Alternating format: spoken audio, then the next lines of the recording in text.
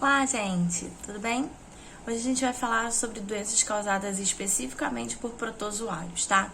Tá no capítulo 19.2 do livro de vocês, na página 612. Vamos lá?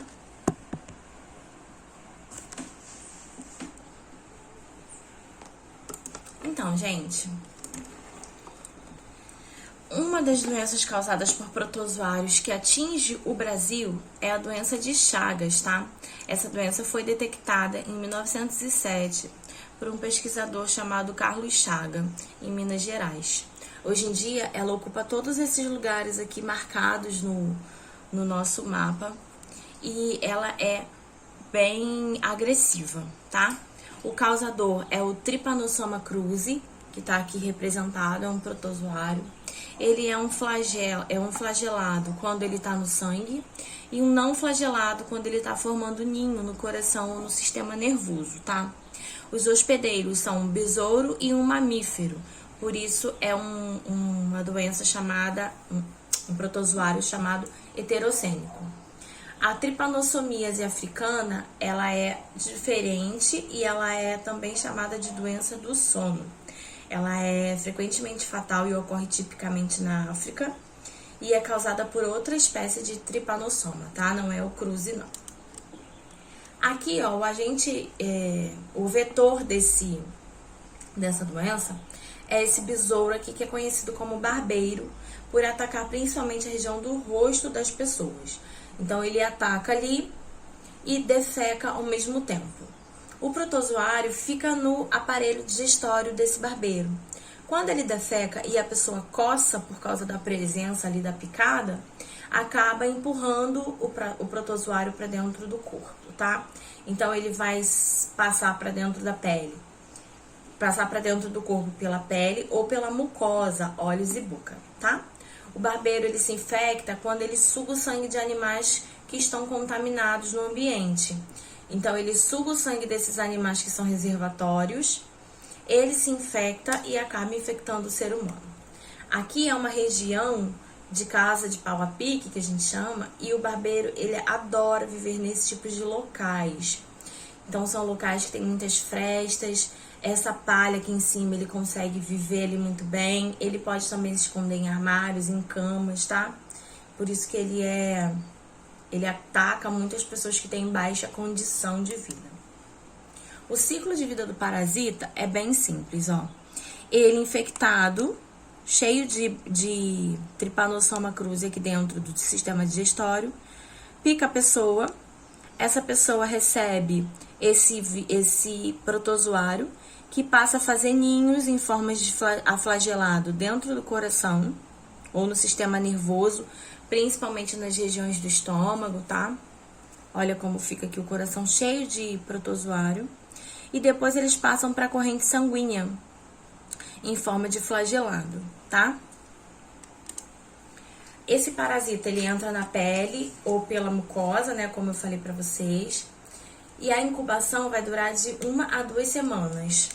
A fase aguda, ela oferece febre, mal-estar, dor de cabeça, falta de apetite e até morte por falência cardíaca ou meningoencefalite, que é quando as camadas do cérebro se inflamam, tá?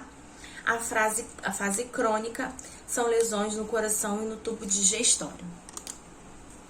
A profilaxia, os cuidados, né, pra gente não contrair isso. Inseticida para os barbeiros, com estudo também de controle biológico, que são outros animais que vão se alimentar desse besouro. Melhoria nas condições de moradia, como tampar frestas, né, portelas. E exames de sangue antes da transfusão. Ocorre que muitas pessoas estão nesse período de incubação, não manifestaram a doença e podem doar sangue e contaminar outras, tá? Uma outra doença causada por protozoário muito conhecida é a malária. A malária atingiu muitas guerras durante a fase de guerras, né? Construção do Canal do Panamá, vários outros momentos históricos. A malária, que quer dizer mal do ar, ela se proliferou muito e os médicos, além dos feridos, tinham que também ajudar os casos de malária. e o tratamento não estava resolvendo. Então ela foi uma doença que matou muitas pessoas por muitos tempos, tá?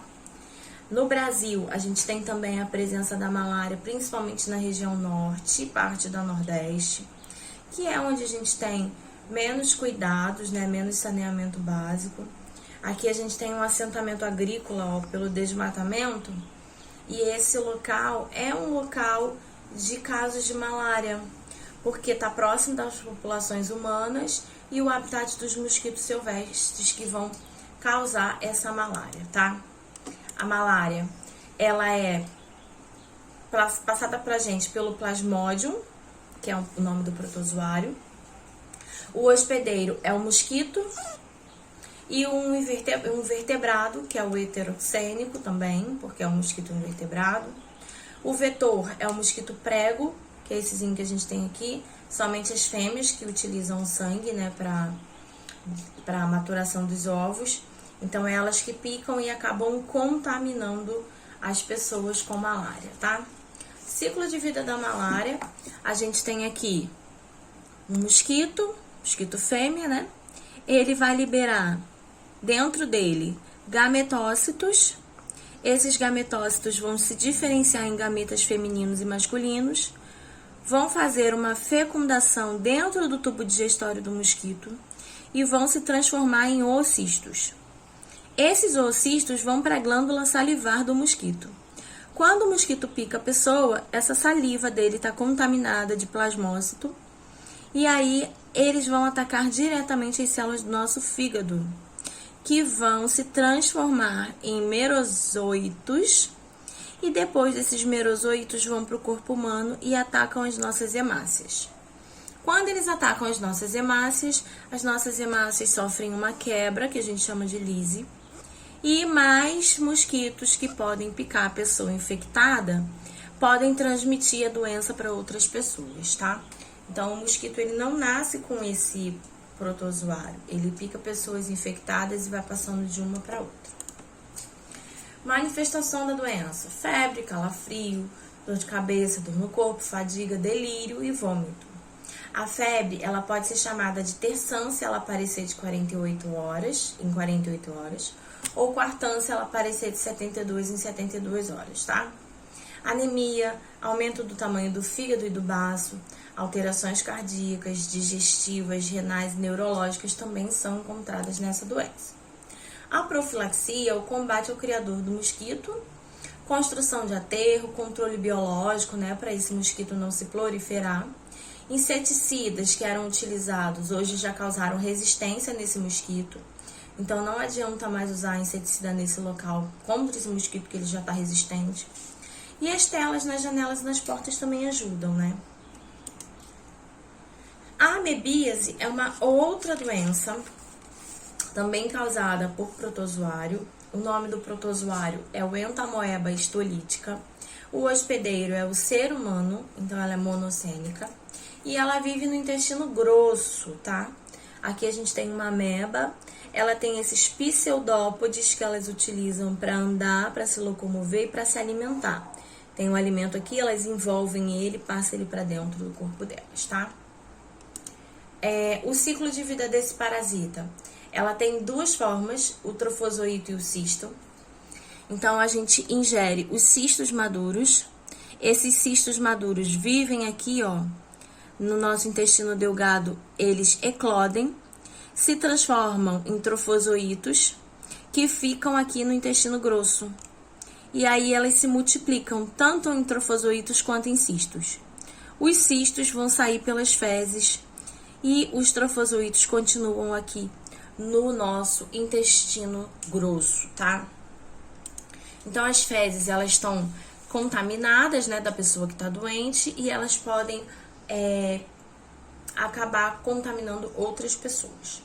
São protozoários hematófagos, chupam o nosso sangue dentro do nosso intestino, podem causar diarreia sanguinolenta por conta disso, dores abdominais, anemia, febre e emagrecimento não saudável, tá, gente?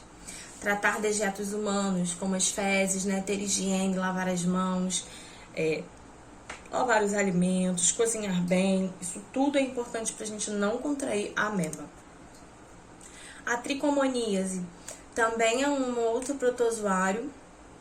Ela é transmitida pelo Trichomonas vaginalis. Ele também é monossênico, ele só vive nos seres humanos. É uma DST, que é uma doença sexualmente transmissível.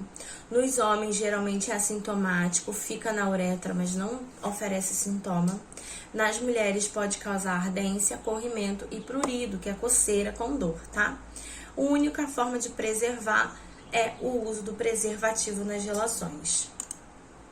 A giardíase, que é causada pela Giardinale intestinalis ou lamblia, ele é monossênico, só vive no ser humano.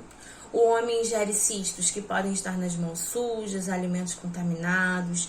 Até em alguns insetos podem carregar esse cisto e a gente ingerir, como formiga, barata, né? Então é importante a gente lavar alimento, lavar panela, lavar copo, tudo antes de usar.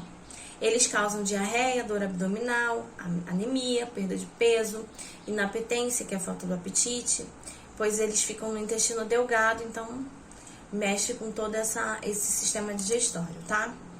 A balantidiose, que é causada pelo Balantidium coli, é heterocênico. Ele pode ser encontrado em animais mamíferos, tá? Como suínos e bovinos. Os cistos são encontrados nas fezes dos suínos, podendo nos contaminar por alimento sujo, né? Mão ou água, afeta o intestino grosso. E a forma de a gente cuidar disso é através da higiene, do cozimento das carnes correto, né, e do saneamento básico. A leishmaniose, ela é ofertada através da leishmania, que é o nome do protozoário. Ele é heterocênico, transmitido pela picada do mosquito fêmea, do flebótomo, tá? Os reservatórios deles são roedores silvestres e canídeos, como lobos, cães silvestres, tá? Aqui os roedores silvestres são ratos, gambás. Então, o flebótomo pica esses animais, se contamina da leishmania, pica o ser humano e passa a leishmania pra gente, tá? O que acontece com a leishmaniose? Lesões na pele e na mucosa, destruição da cartilagem com faringe e laringe afetados, tá? Existe também uma outra forma de leishmania, que também é heterocênico e é o mesmo mosquito.